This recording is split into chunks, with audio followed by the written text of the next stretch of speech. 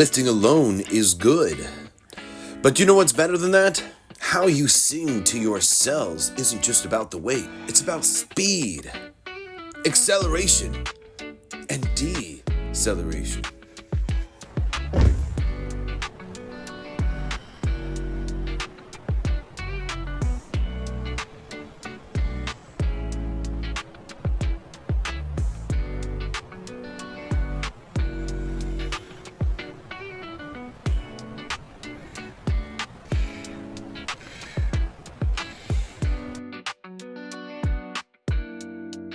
Welcome back to the channel.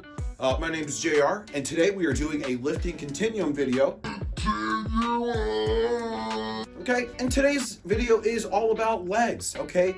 The arms of the lower body. Just think about it. It's the only other ball and socket joint you've got, okay? Your legs are your global movement system. That means they move your whole body around. You have a local movement system, which is your, torso and hips and all that shit, but your global movement system is your legs, okay? And you heard at the beginning of the video, nearly half of them of your muscle fibers are type 2, which means they crave explosive power, okay? That's jumping, all right? Anytime you add any explosion into your movements, you're recruiting different muscle fiber types, okay? And that's the whole idea here. Frog legs, horse hips. We're doing all the animal shit to get there, all right? We're gonna do a lot of jumping. Jumping is an underutilized movement pattern, and it leaves gains on the table when you don't do them, okay? So, let's get started.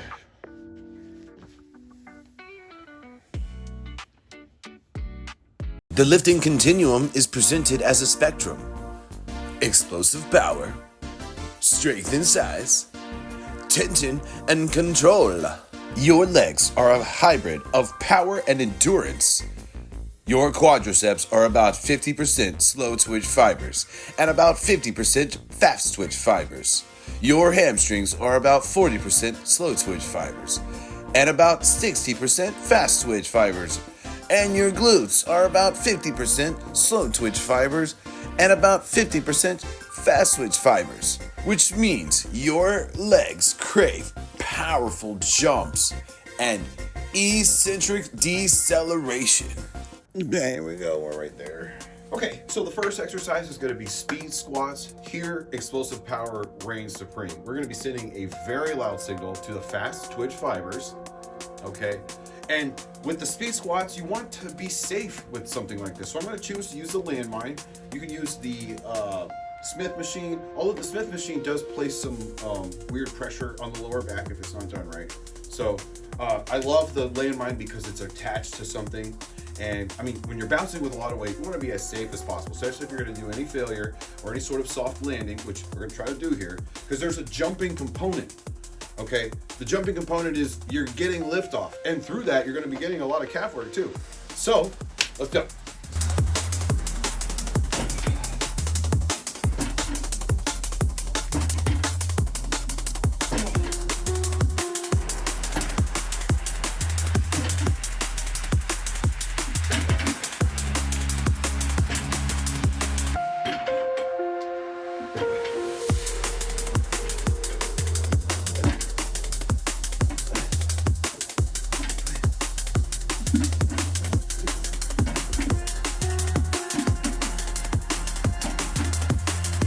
Up next, we have heavy hip thrusts. This is going to be a glute dominant, high force output with an explosive lockout.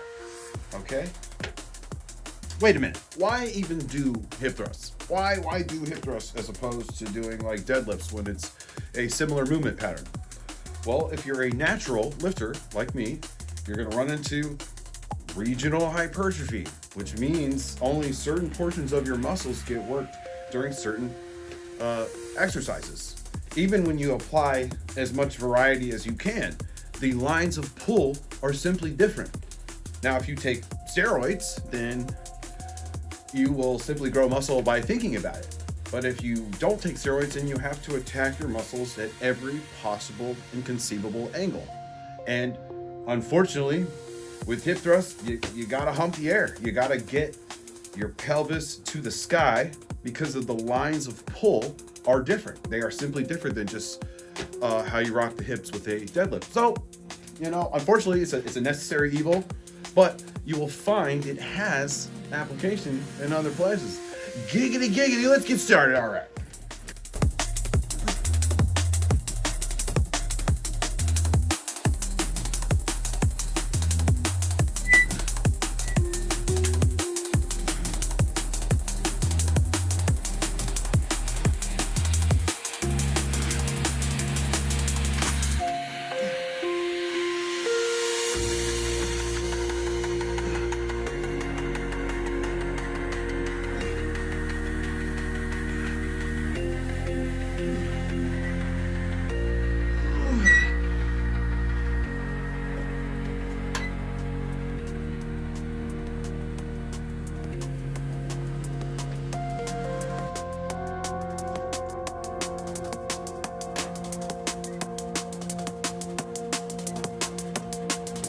Okay, up next we have Romanian Deadlifts. Okay, this is going to be maximizing time under tension.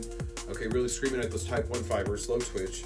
Okay, and just like I was saying before, this is a deadlift. It's going to be different than the hip thrust. The lines of pull are different. Even as I pick this up, I can immediately feel that my hips aren't being engaged the same way. So it's important. It's important to have variety because of regional hypertrophy. All right, and let's get started.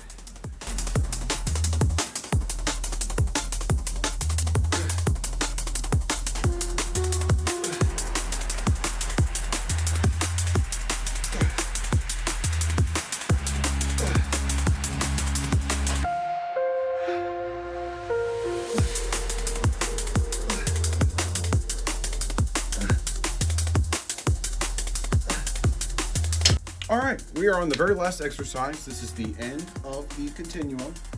This exercise is called Curtsy Lunges. Okay, it's like a regular lunge, but you're gonna cross one foot behind the other. Okay, why do that? So you get the benefit of the lunge, but you also get some hip and glute activation. Okay, slow and controlled with a powerful concentric. All right, let's get started.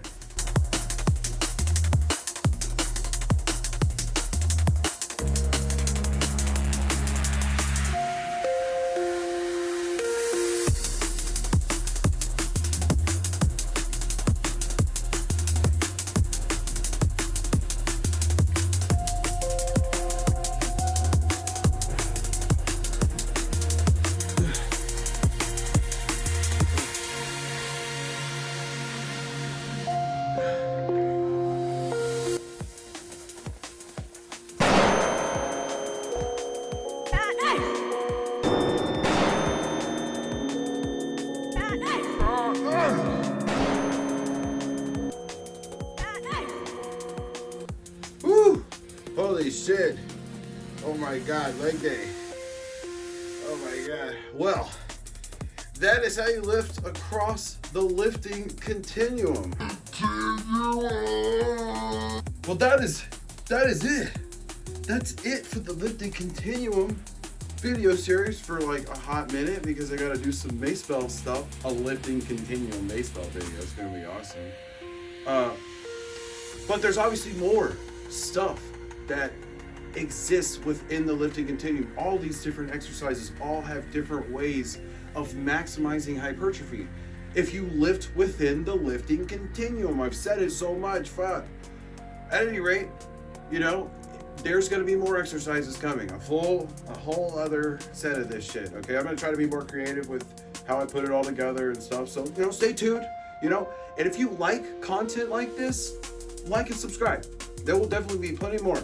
And if you made it this far, thank you for watching, obviously. Okay, I promise I'm gonna stand up for the